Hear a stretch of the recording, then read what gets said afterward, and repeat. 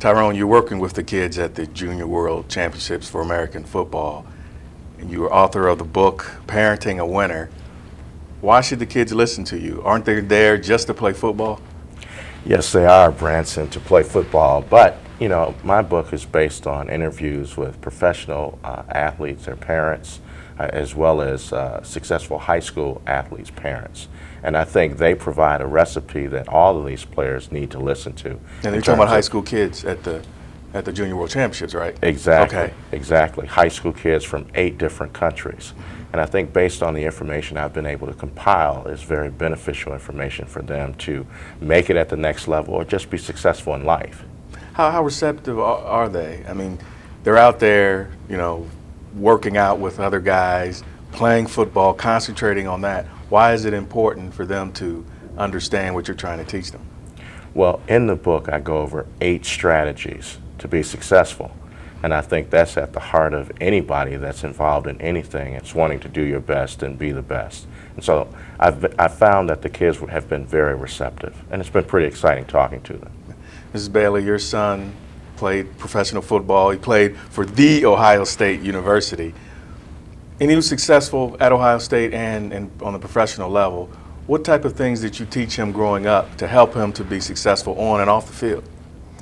My husband and I both had a hand in that, and it was basically the work ethic to actually show up that you are a part of a team. The team is dependent on you, and if you're going to be a part of a team or be a part of an organization, you need to be faithful to that while you're working with them. What made him accept that? I mean, we hear that from parents, from coaches, telling us the right thing, but what made Rodney say, you know what my parents are telling me is the way to go? Rodney embraced those type of principles really early in life. It was like when he decided he wanted to do something, he took it wholeheartedly. He just didn't say, I'm going to do it halfway. If he was going to do it, he was going to do it all the way. And so he just listened. He was a very good listening and coachable young man.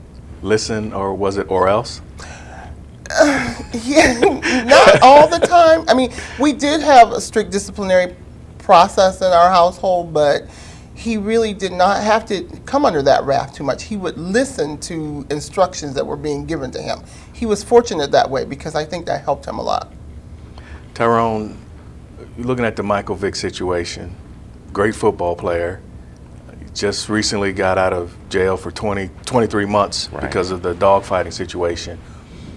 Does he deserve a second chance, and how can someone like you or other people that are concerned with the athletes on and off the field, how can you help somebody like that? Branson, as I've shared with Miss Bailey, and she's aware of being the secretary of the NFL Moms Association, athletes are under tremendous pressure. And if they're not careful, and if they don't get the right guidance, they can fall into or succumb to some of these temptations. And I think that's the case with Michael Vick. Many times when athletes self-destruct, these attitudes, beliefs, and behaviors were formed during childhood. And it's there where it started. And if we don't train up a child in the way they can go, then we're going to have to be worried about trying to fix a damaged adult.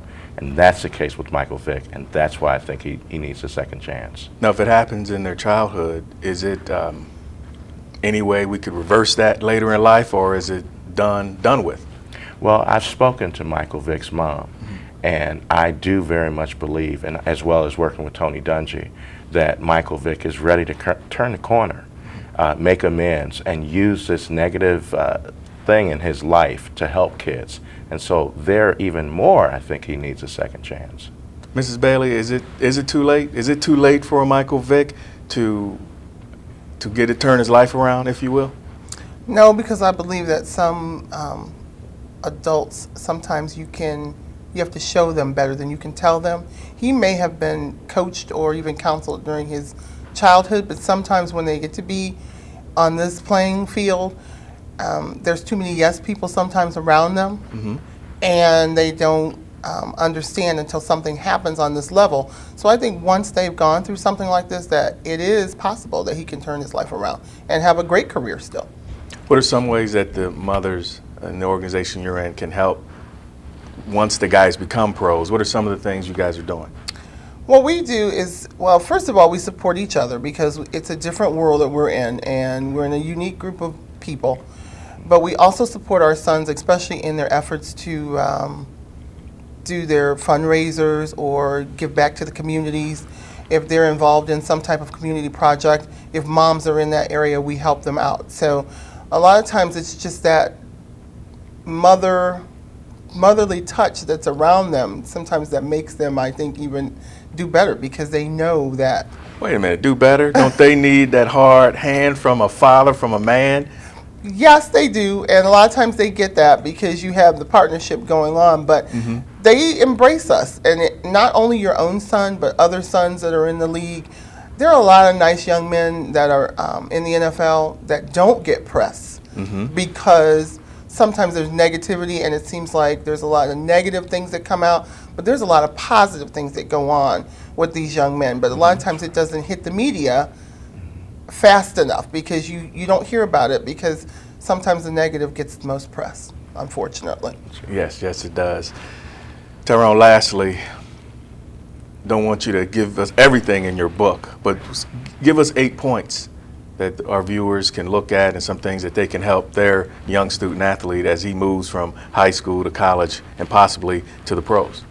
Well, 2 other points, Branson, and for the rest of it, if your viewers want a free report, if they just email you, I'll send it to them, as well as the opportunity to get some tickets to the championship game of the Junior World Championship at the Pro Football Hall of Fame. And that is Saturday? It's going to be Saturday. The championships are going to be Sunday, July 5th at 1 p.m. Okay. Hopefully the U.S. is in that. But anyway, 2 other things is map, to write your plan down, exactly what you want to do, and be very specific in that. It's been proven by research that if you write your goals down, you stand an 80% chance of reaching your goals. Number 2, associate with positive people in positive places. Is that actually true, Tyrone? If you're around good people, that you tend to be a good person or a better person?